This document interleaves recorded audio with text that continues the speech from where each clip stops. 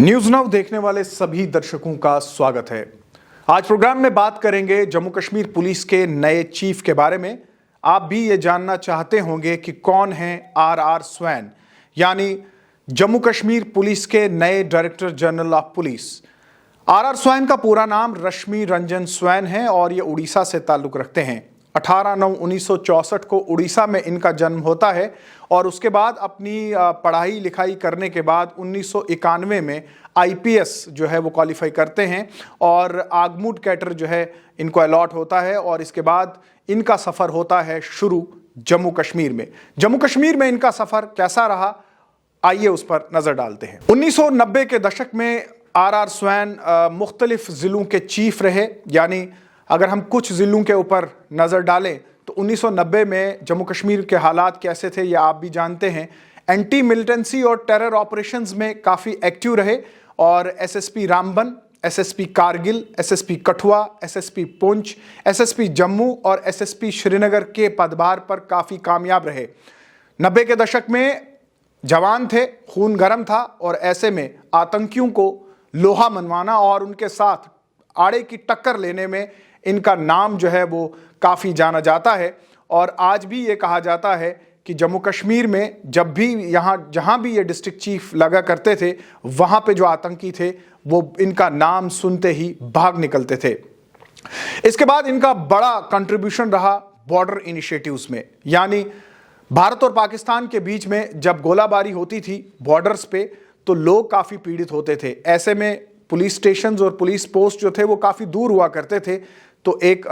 Initiative लिया गया जिसमें यह फैसला लिया गया कि बॉर्डर पुलिस पोस्ट जो है वो क्रिएट की जाए ताकि बॉर्डर के जो पीड़ित लोग हैं उनको जो है वो मदद मिल सके और बजाय वो जम्मू कश्मीर पुलिस के पास पहुंचे ऐसे में बॉर्डर पुलिस पोस्ट जो है वो उन तक पहुंचे। दूसरा बड़ा कदम रहा इनका विलेज डिफेंस कमेटी का।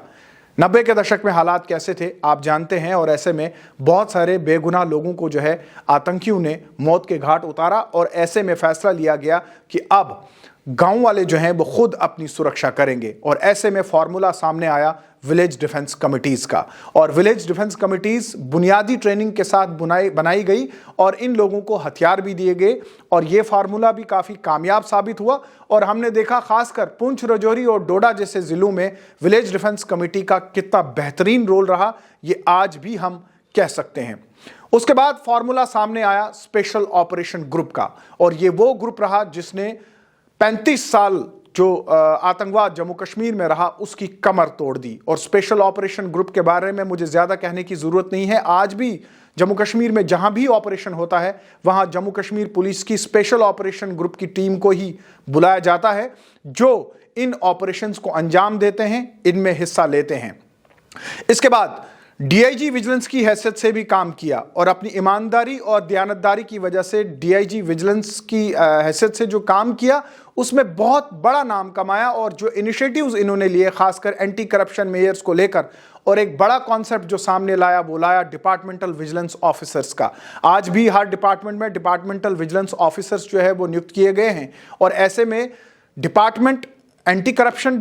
या विजिलेंस डिपार्टमेंट तक पहुंचे। ये फैसला लिया गया कि डिपार्टमेंट का एक शख्स जो है वो विजिलेंस ऑफिसर के तौर पर काम करेगा जो काफ़ी इफेक्टिव साबित हुआ। इसके बाद preventive vigilance to combat corruption, इस पे भी जो है वो काफ़ी काम किया गया और जम्मू कश्मीर में करप्शन जो है वो किस तरह से कम हुई है इसके ऊपर भी आर स्वैन ने जो कॉन्सेप्ट दिए उसको जो है लोगों ने काफ़ी सराहा।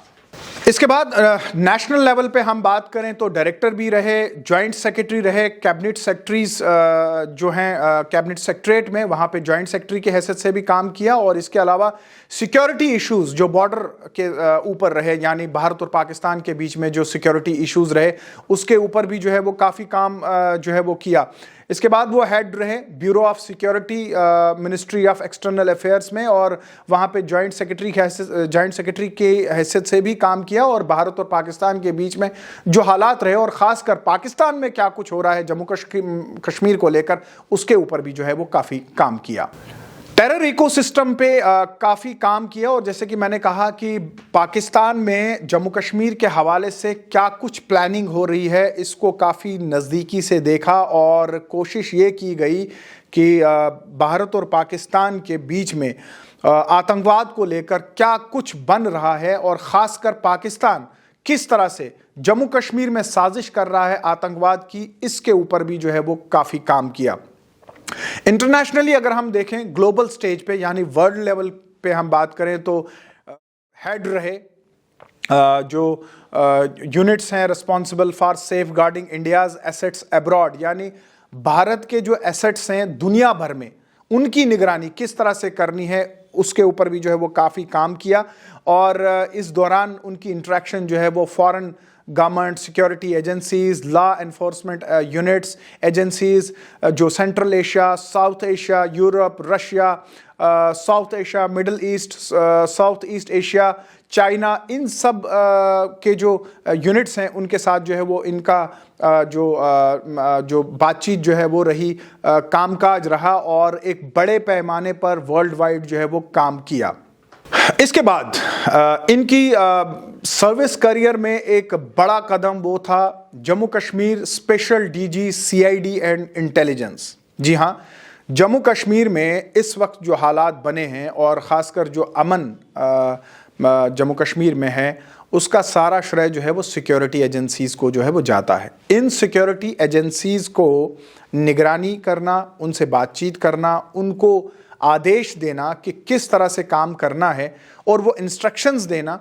वो सब as a special DG CID किया। और आपको मैं बता दूं कि ख़ासकर जो स्पेशल इन्वेस्टिगेशन एजेंसी है एसआईए, जो हाल ही में जम्मू कश्मीर में बनाई गई और terror funding, infrastructure support, OGWs, इनके ऊपर जो कार्रवाई की गई और आपने खुद देखा कि ख़ासकर पूरे जम्मू कश्मीर में डिस्ट्रिक्ट लेवल पर जो टेरर इंफ्रास्ट्रक्चर्स अवेलेबल थे उनको अटैच करना,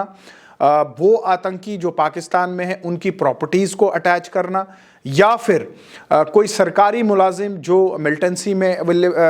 मुलव्विस है या उनको सपोर्ट कर रहा है उसके ऊपर जो सख्ती करना। इसके अलावा और बहुत सारे जबरन रिटायरमेंट, फोर्सफुल रिटायरमेंट, सरकारी मुलाजिम जो टेरर सपोर्ट बने हुए हैं उन सब को वहाँ से निकालना, उनकी प्रोफाइलिंग करनी, उनको फोर्सफुली रिटायर करना, ये सब चीज़ें जो है वो एज ए डीजी सीआईडी इन्होंने किया और उनके इस काम को MHA ने भी जो है वो रिकग्नाइज़ किया है। टेरर मॉनिटरिंग ग्रुप को चेयर भी करते हैं और इसके अलावा जो कोऑर्डिनेशन रही जम्मू कश्मीर में सभी एजेंसीज़ की, वो जो है वो काफ़ी सराहनीय रहा। और पिछले 2 साल में जो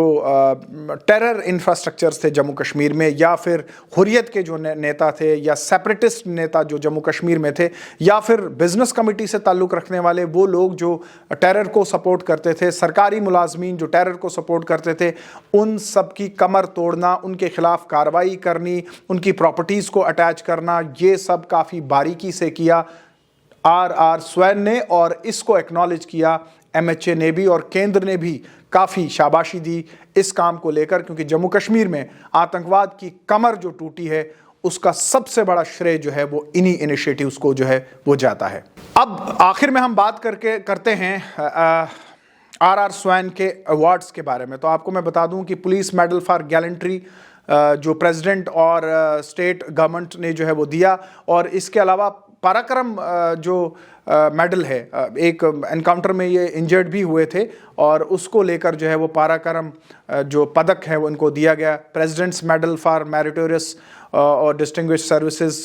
ये मेडल भी, और इसके अलावा बहुत सारे ऐसे एजाज़ हैं, यानी मैं अगर मैं पढ़ता रहूं तो शायद वक्त जो है वो इजाज़त नहीं देगा। तो कुल मिलाकर मैं आपको बता दूं कि ये छोटा सा हमने आपको एक ब्रीफ दिया कि RR स्वैन जो कि नए चीफ बने हैं जम्मू कश्मीर पुलिस के, उनका कार्यकाल जम्मू कश्मीर में कैसा रहा और जम्मू कश्मीर पुलिस में कैसा रहा, उसके बारे में हमने थोड़ी सी जानकारी दी। हम भी यही दुआ करते हैं कि उनका जो सफ़र जम्मू कश्मीर में अब रहेगा as a director general of police वो अच्छा रहे, बेहतर रहे। हालांकि आते ही उनके लिए जो है कुछ चैलेंजेस हैं, यानी पिछले 48 घंटे में अगर हम देखें तो किस तरह से टारगेट किलिंग्स का सफ़र जो है वो कश्मीर में शुरू हो चुका है। दूसरी तरफ बॉर्डर एक बार फिर से एक्टिवेट हो चुका है। कुछ चैलेंजेस जो है वो ज़रूर रहेंगे, लेकिन कल पदभार संभालते ही उन्होंने टॉप जो जम्मू कश्मीर में एजेंसीज काम करती हैं या जम्मू कश्मीर पुलिस के जो ऑफिसर्स काम करते हैं, जिन्हें हम उनकी टीम कह सकते हैं, उनके साथ एक मीटिंग की है और उनकी रणनीति अब आगे क्या रहेगी इस पर जो है हम नज़र बनाए रखेंगे। आप देखते रहिए न्यूज़ नाउ।